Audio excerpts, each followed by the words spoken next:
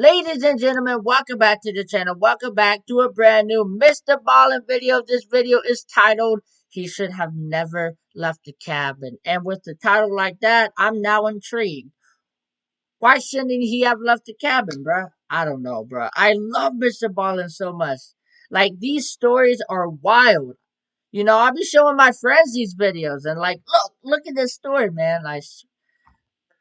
A lot of the stories Mr. Ballin tells, I've never heard of before. Some of them I have, but for the majority of them, I'm like, man, that's crazy. Anyway, guys, Thanksgiving is tomorrow, so there's not gonna be any videos. So, yeah, happy Thanksgiving. Well, happy early Thanksgiving. But without further ado, let's get straight into this, man.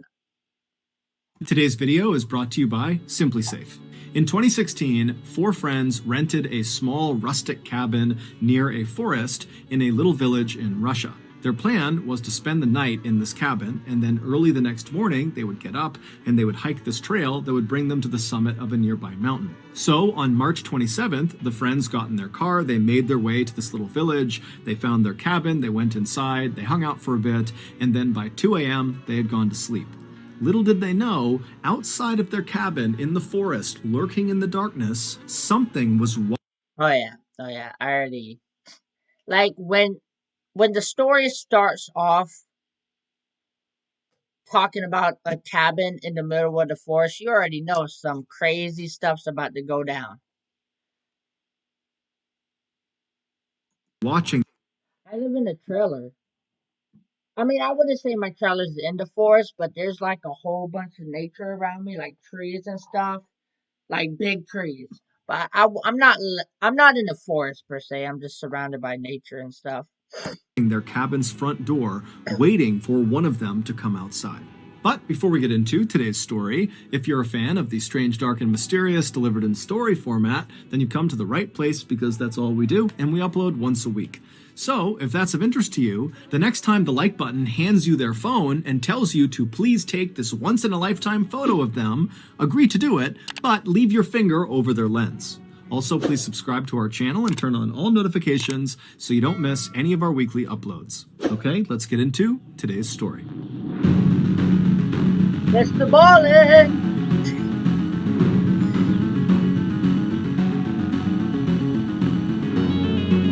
Siberian cabin. Wait, so they're in Siberia? I think that's what it's called, right?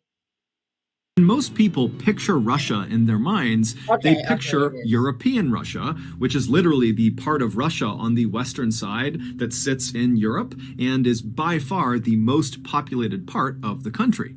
But European Russia only accounts for 23% of the total territory that is Russia. The other 77% is to the east of Europe. When I picture Russia, I picture a lot of mountains, snow, wilderness, bears, big bears, like grizzly bears, like just men wrestling, like big muscular jack men wrestling grizzly bears. That's what I pictured. European Russia. It starts at the Ural mountain range and it extends all the way over 5 million square miles to the Pacific Ocean. And this vast, mostly forested expanse, which is 50 times bigger than the entire United Kingdom, is called Siberia. And Siberia is absolutely brutal. In Siberia, it is almost always freezing cold. Literally, the average annual temperature across all of Siberia is 32.9 degrees Fahrenheit, so it is 0.9 degrees above freezing on average every single day. In addition to the extremely deadly weather that exists basically year-round in Siberia, Siberia is also home to a bunch of huge deadly animals, such as the brown bear, which is... Yeah, see... Pretty sure grizzly bears are like their mascot at this point. The same as the infamous grizzly bear in North America, the gray wolf bear, which is the home to a bunch of huge deadly animals, such as the brown bear, which is the same as the infamous grizzly bear in... Okay. Okay. I was like, for a second there, I was confused. I was like, is he saying that the brown bear and the grizzly bear are two different bears? But he said, like, a brown bear is basically like it's basically a grizzly bear, but for some reason Russia calls it a brown bear. America always has to be different, man. In North America, the gray wolf, which by size alone makes virtually all other wolves look like little puppies. Gray wolves can grow to be nearly 200 pounds. And of course, there is the highly intelligent Siberian tiger, who is perhaps one of the only predators on Earth that is known to seek out and kill people for revenge. For example, in 1997, a hunter named Vladimir Markov was walking through a Siberian forest when he came face to face with one of these Siberian tigers, and he ended up shooting the tiger before fleeing, except the tiger didn't die. Instead, it got up and secretly followed Vladimir. Yo, it's crazy because usually tigers don't really attack people unless threatened. But I guess the Siberian tiger does.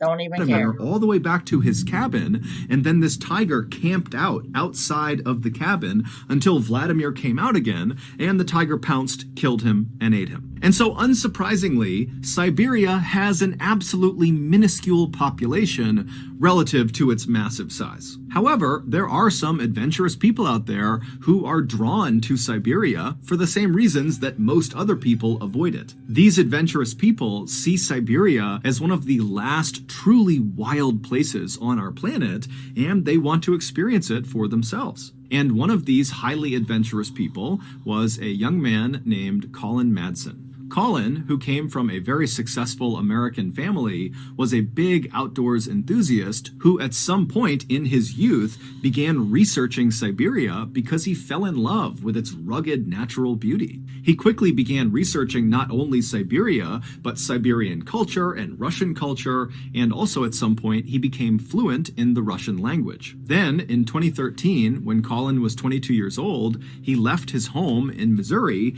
and moved to Siberia. He settled in one of Siberia's few population centers, a city called Irkutsk, which is located in the southeast of Siberia and right along the edge of Lake Baikal, which is the world's deepest freshwater lake. Colin's Siberia plan was twofold. He would go to school while he was there, and he would go out and explore. And at first, his plan went perfectly. He was accepted into Moscow State Linguistic University in Irkutsk, and very quickly he made friends who were eager to accompany him on his adventures out into the Siberian wilderness. From his arrival in Siberia in 2013 to 2016, Colin did well in his studies, and he spent countless hours exploring the forests and mountainous areas all around Lake Baikal and right outside of Irkutsk. In fact, Colin became so familiar with this region that he began volunteering with a nonprofit in the area that went around marking new trails, which meant Colin was literally venturing into the wilds of Siberia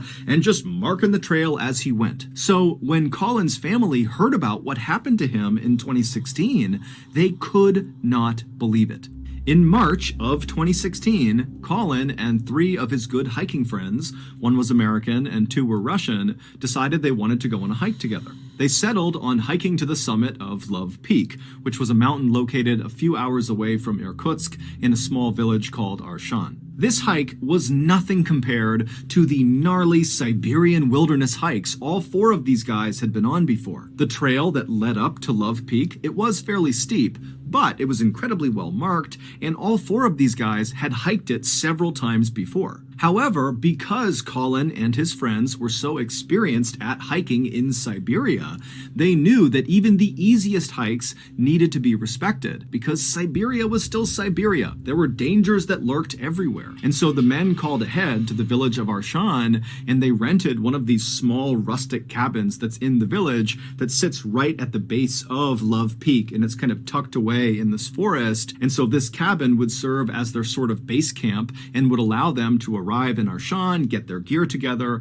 and then when they were ready, they could begin this hike to the summit. And so a few days later, on March 27th, Colin and his 3 friends loaded up their car and they drove west to Arshan. And when they got there, they stopped at a local store and got some supplies and then made their way to their cabin. Their cabin was just a single room with a few beds inside of it. It was enough to protect them from the elements, but really nothing more.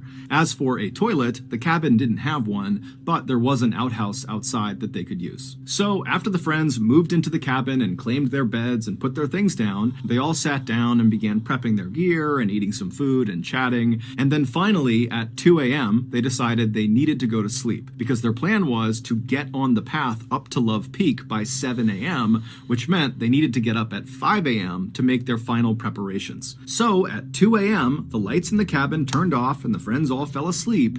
And then 3 hours later, at 5 a.m., when the lights came back on again, it was immediately clear something was wrong. Colin was not in his bed.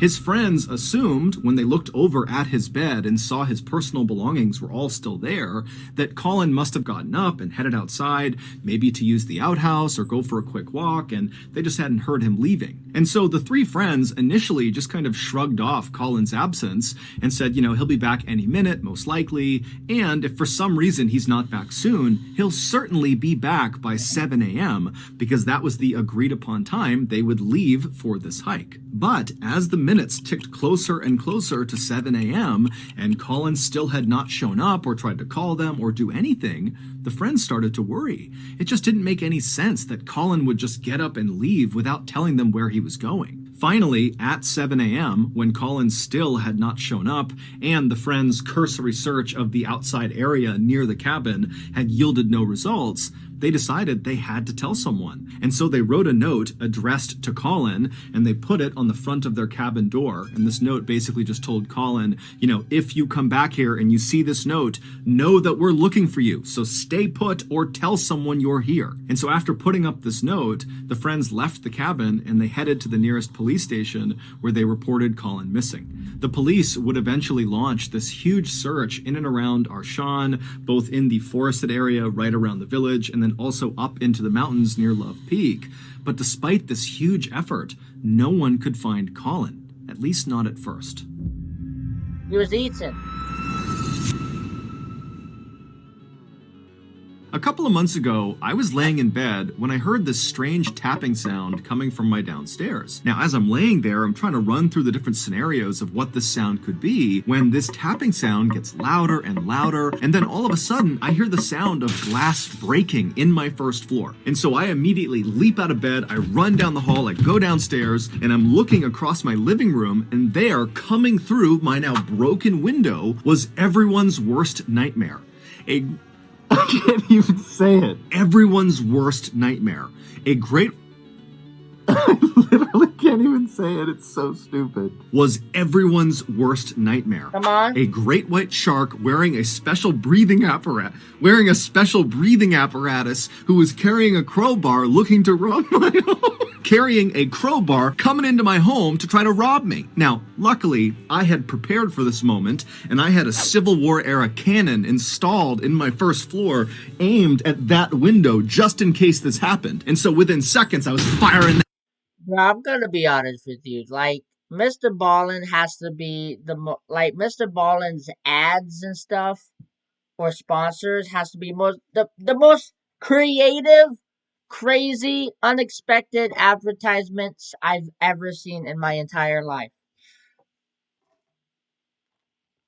That cannon off, and Mr. Landshark was land dead. Now, of course, most of you are thinking, come on, John, that's crazy, but that'll never happen to me.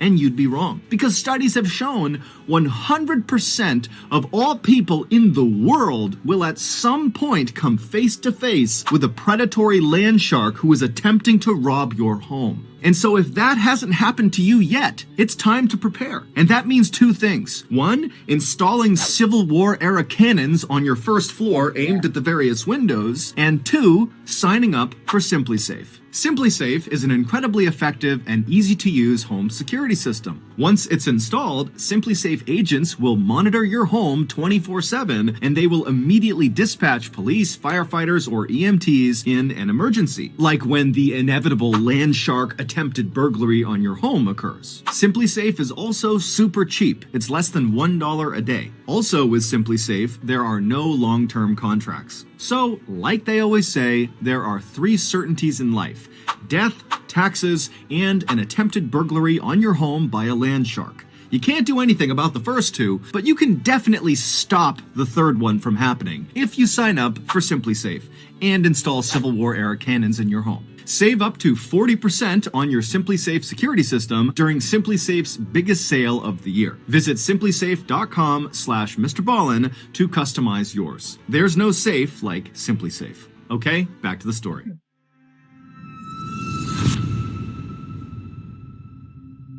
On Monday, April 4th, so 8 days into Colin's disappearance, a group of searchers were looking in the forest about 1 mile away from the cabin where Colin and his friends had been staying, and they look up ahead and they see there is this clearing and there's something in the middle of it. And so the searchers begin moving their way towards this clearing, ducking under branches and stepping over brush, and when they get close enough, they can see Colin is in the clearing. And Colin is deceased. He was laying flat on his back with his left arm extended out to the side and his right arm extended but closer to his body, and both of his hands were clenched in tight fists. And on his hands and his wrists were visible abrasions and cuts, which later would be determined to have most likely been caused from someone or something holding onto him, trying to restrain Colin. Colin also had visible abrasions and cuts on the front of his neck. Colin's clothing, which consisted of a long-sleeve thermal shirt, heavy pants, and hiking boots, were ripped and torn in several places. And interestingly, Colin was not wearing socks under his boots. Now that seems inconsequential, but Colin had had surgery on both of his ankles and had scar tissue on his ankles that if he didn't have socks on, those scars would rub against the inside of his boot, and he said it was very painful. So he always wore socks. Also, Colin's body showed virtually no signs of decomposition, and all of his wounds and abrasions looked, quote, fresh, according to medical personnel. In short, Colin looked like he had recently been in some sort of physical altercation, and whoever or whatever he was grappling with had eventually overpowered him and killed him, although it was not clear how he actually died. Russian authorities were very quick to suspect Colin's 3 friends who had been with him, but they were brought into the station and they denied having anything to do with Colin's death, and they all passed their lie detector tests. After that, Russian authorities quickly closed this case by concluding that, well, if his friends didn't do it, then that means Colin must have been high on drugs or drinking alcohol or both, and he just wandered out of his cabin and he got lost in the woods and he died of hypothermia. He froze to death. The end. However, Colin's parents just could not accept that as being what happened to their son. There were a lot of reasons for skepticism, but the main one was that Colin was an absolute expert at navigating this particular region of Siberia. And so the idea that he would leave his cabin for a quick walk or something and get so completely lost that he would die 8 days later seemed way too far-fetched. And so Colin's parents hired a US-based private lab to do a review of Russia's autopsy of Colin to give their opinion if the autopsy was accurate or not. And this US-based lab pretty much immediately found that the Russian autopsy was not remotely accurate. Number 1, Colin was not under the influence of alcohol or drugs. He was sober, although technically... Yeah. The Russians be like, you can't trust the Russians, man. They're hiding something. But what? Aliens? He did have very small amounts of THC in his urine. THC is the chemical that is found in marijuana, but the amount was so little, it basically meant he had consumed the THC days before he went missing. And so he would not have been remotely affected by that small amount of THC in his system. Number 2, the lab determined that Colin almost certainly did not die from hypothermia. Instead, all signs pointed to Colin dying from being suffocated, meaning he was murdered. Someone crushed his airway or in some way restricted him from breathing, and that's what killed him. And 3, based on the lack of decomposition, the freshness of the injuries on Colin's body, and the lack of animal predation on his body when they found him, indicated that Colin did not just wander out of his cabin and immediately die somewhere in the forest. Instead, he was alive for most of the time people were looking for him, meaning when they found him, he likely had died within hours of being found. And so these findings by this US-based lab kind of create a general theory about what must have happened to Colin. After Colin left the cabin in the early morning hours of March 28th, maybe to go to the outhouse or to go for a quick walk, when he went outside, someone or something was nearby, and they either lured Colin to them or they straight up ambushed Colin and took him away. Now, we have no idea what happened to Colin after he was abducted, but we can safely assume that after being abducted and taken somewhere, he was alive, and he stayed alive for several days until on the 8th day of his disappearance, Colin was killed, likely by his captor, either at the spot where he was found, or he was killed somewhere else, maybe in the forest, and then moved to the spot where he was found. Many people believe it was the Russian government who targeted Colin, they kidnapped him, and they killed him. And their botched investigation into his death. Oh, that makes sense, because Colin was an American. They must have thought he was like an American spy or something, so they tried to take him out, get information about him. The Russian government probably tried to. Oh, I can't say that too loud because they could be listening. But the Russian government probably tried to get some information out of him. Shit, man, that's tough. Death was actually a calculated cover-up. Colin had participated in at least one peaceful environmentalist-led protest in Siberia, and after the protest, Colin apparently got a written warning by the Russian police not to attend another protest. But why would Colin, who was just one of many people involved in these protests, be singled out by the Russian government and killed for his participation? And why would the government elect to kill Colin when he was with 3 of his closest friends who would immediately notice his absence? It just doesn't add up. Today, Colin's parents are still trying to figure out what happened to their son, but unfortunately, their son's case is closed in Russia, and so no one on the Russian side is talking to the parents or giving them any new information. And so as a result, they and the rest of us are left to wonder who or what was lurking in the shadows when Colin stepped out of the cabin that morning. And then where did they take him, and what did they do to him for nearly a week before they killed him deep inside of that Siberian forest? So that's going to do it. If you got something out of today's episode and you... Oh, man. See, that's another reason why I don't want to go to Russia, because those motherfuckers are brutal. Anyway, guys, if you like this video, hit that like button as hard as you possibly can. Subscribe while you're down there. The link to the original will be in the description below, along with my socials. I got Snapchat, Instagram, and Twitter. Follow me, and also feel free to DM me anything you want, including reaction requests, and I will try my best to get to them. But yeah, man, this was wild. Shit. Hate to see it, man. Hate to see it. That's why, you gotta be cautious when you travel to other countries, man. Because, you never know what to expect. But anyway, guys, as always, I will see you in another reaction video. Take care. Tell me pretty lies, look me in the face, tell me that you love me, even if it's